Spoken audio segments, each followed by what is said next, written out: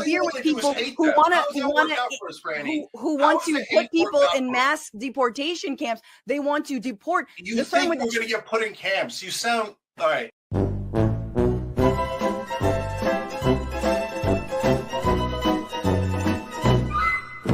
Man, the Young Turks' shift to the right has gotten so ridiculous that even Emma Vigeland and Francesca Fiorentini are calling them out. And honestly, can you blame them? This clip is from Francesca's podcast, where she and Emma try to make sense of whatever the hell is going on with TYT. Let's check it out. Don't forget to like, subscribe, and let me know what you think in the comments. Now, if you're listening, those are headlines about said Guantanamo pivot. And this then obviously was not received well. But of course, look, we do things on the internet.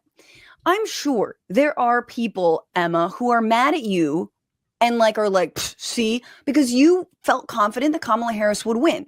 Mm-hmm. We make predictions, we say things, and because this is what we do, we often get proven it wrong, and we need to be able to take that kind of criticism. And in my opinion, especially about something so consequential, like the treatment of 30,000 people who have literally done nothing wrong other than live in this country without papers. So that's why I made that. Yeah. Right. Well, I mean, you're trying to make a living on the internet, and we have to use social media, and I don't. And once again, I am a multimillionaire, so I just want to, name that. Richies. And that obviously didn't sit well. Cenk actually kind of took it on the chin. He just said it was out of context. It was not out of context. Everyone can go back and look. He said that I was talking about Chinese Americans. I actually never mentioned Chinese Americans until after. I didn't even say Americans. I just mentioned Chinese people because undocumented Chinese people are a target of this administration. Mm-hmm. The point is this. I want to separate from here on off. Let's detach the Cenk cart. Let's just bye-bye. And let's talk about Ana. AnaKasparian, again, a co-host at TYT, got very mad and said that I am attacking Cenk and sort of, stood up. I don't know if you all have been keeping up with AnaKasparian's complete meltdown, but honestly, it's been kind of wild to watch. She just seems totally lost at this point, like she doesn't even know what she believes anymore. And let's be real, she's headed straight down the Dave Rubin path, because at the end of the day, that's where the money is. For the we over there last week. Francesca Fiorentini is currently attacking you about this as if Donald Trump is unique. He's novel compared to past presidents, certainly a special kind of evil that we've never seen before. In her mind, these are the gulags that she was warning about. But also never said gulags. A special kind of evil, never said that. In fact, this has been a long-standing practice. You can be against that practice, but Donald Trump isn't doing anything new here. Yeah, so I'm going to address it. I think that the clip that Francesca's using is misleading and totally out of context, but that's okay. But I know that— No, it's not okay. No, it's not okay. That dishonesty is not okay. Get me. Get me. Go ahead. I hear you. I hear you. I don't mean to but she's getting the likes that she wants, right? Otherwise, I mean, who would pay attention to anything she's doing? Let's go. Let's go, girl. Let's go, Regina. Anyway, continue, Cenk. Yeah. Nobody would ever pay attention to anything I'm doing. This is true. I will, however, say I did hit 100,000 on YouTube before I even invited Cenk on. I've had a very robust career before and after my time at TYT, which I actually enjoyed from time to time. I did. I was at AJ Plus. I worked at MSNBC, had a special there. I worked for National Geographic Channel. I did things for Coachella live stream. Don't kill me. It was a whole thing. It was fun. And now I'm working also with Zateo. This is fun though, Emma. And so now I wasn't going to say nothing. Can we pause there for just a sec really briefly so I can just address what she said? So first of all, I appreciate your being very fair. Getting an election prediction wrong to me is different than protecting marginalized people from an incoming president who has basically a far-right agenda. I would say that's a little bit different. But yeah, I was wrong and people clowned on me. I take it on the chin. Donald Trump coming back into power is really exposing just how weak-minded some people are, willing to throw away their convictions just to stay relevant. I mean, Cenk is out here talking about grabbing a beer with people he's literally called racist and sexist. Anna's hopping on right-wing shows like Megyn Kelly's, blaming the left for everything and just handing conservatives more talking points on a silver platter. These people can't be trusted. They flip-flop when it's convenient and have no problem throwing their own friends under the bus. Yes, you do. Political discourse and debate space. And as long as it's not, I would say, bad faith, I mean, you get that from the right, but if I get it from the left, you got to take it on the chin. It's what I've signed up for. And I only really responded to Anna because I saw that video, and you're my friend. She used to be my friend.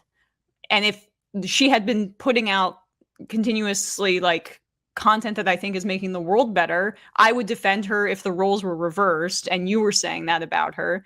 But that time has passed. And when she said no one would pay attention to you if you weren't shit-talking TYT, that got me really angry, because a lot of us are really, like, I consider myself extremely lucky that I lucked into an internship with TYT, and I was able to work up at the company again for little pay, as I've talked about, and I know you've experienced, a lot of other people have as well. I was able to live at home during that period and save up, and live at my mom's house, who she's now bringing into this debate for no reason,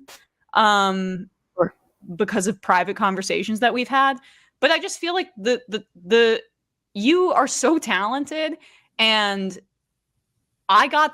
Michael Brooks passed away, and there was a spot open, horrifically, a spot open for me at the Majority Report. I was lucky. Sure. I could be in a different industry if that didn't happen.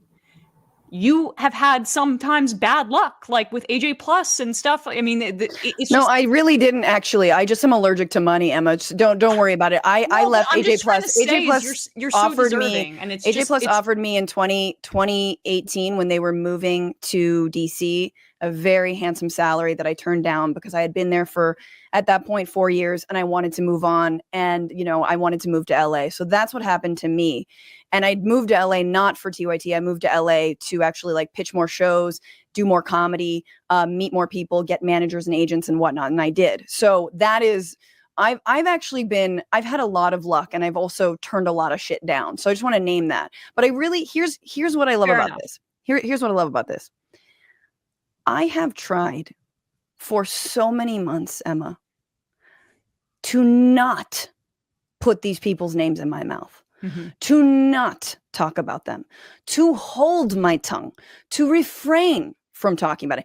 And as someone who also watches the Majority Report, I actually know you and Sam have taken also great lengths, but that I always found it weird that every time I tuned in to see whatever ridiculous take the Young Turks had, they'd randomly be taking shots at Sam Seder. Like, what's that even about? I don't think it's some deep policy disagreement with Cenk or Ana. I think they just don't like being challenged. They don't want to be called out. And when someone does, they get all defensive instead of actually engaging with the criticism. Broader left audiences on platforms like YouTube and elsewhere are distraught. They are upset. They see the coverage of crime and homelessness and blaming fires on, some unhoused guy that totally turned out to be false, and the Aurora, Colorado, gang takeover, and the DEI when talking about the FAA and the crash recently, on and on and on to the cozying up to Trump. And they are upset and they are livid. And so what I decided to do was to talk to Cenk. And to be full disclosure, Anna also agreed to talk to me. However, she had a family emergency. And I said, dude, you take care of that. Do not come on my show. I wish you the best. Good luck with that. And that week she went on Glenn Beck's show. So anyway, be that as it may, I don't think I'm going to be getting her back on the show. But the reason, I just want to thank you because you cut strays for me, speaking of making it super personal. But I just want to say, Emma, none of this is personal with TYT. None of it is. It's like it truly, for me, I think Anna and I have been like friendly, we took a hike a couple times, but none of it was personal. It's always about the politics for me. And it gotten to the place, which honestly, I really do still welcome her to actually hear her out. But because I want to know. Why are we covering things like this? Why are we talking about things like this? Why are we focusing on these small granules that miss the forest for the trees? Is it because ultimately you've never been a progressive? Is it because ultimately you are kind of a centrist, that you might be left on certain issues like corruption or, capitalism and whatnot? Although, jank TBD on union rights.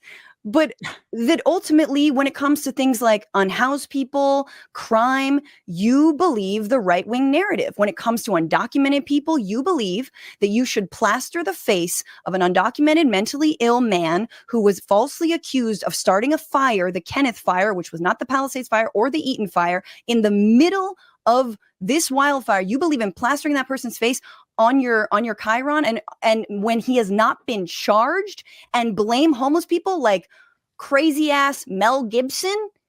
That is a political disagreement. Right. This is not personal, and it sure as shit is not about clicks, because let me say, the amount that I could say and choose not to, when both she and, let's bring the cart back in, and Jank are on a little bit of a war path against every single person they used to work with, that we know, that we love, that we like. Yeah. David Dole, for example. Yeah. Mike Figueredo, like all these other people, to say nothing of former employees. It's really, really sad.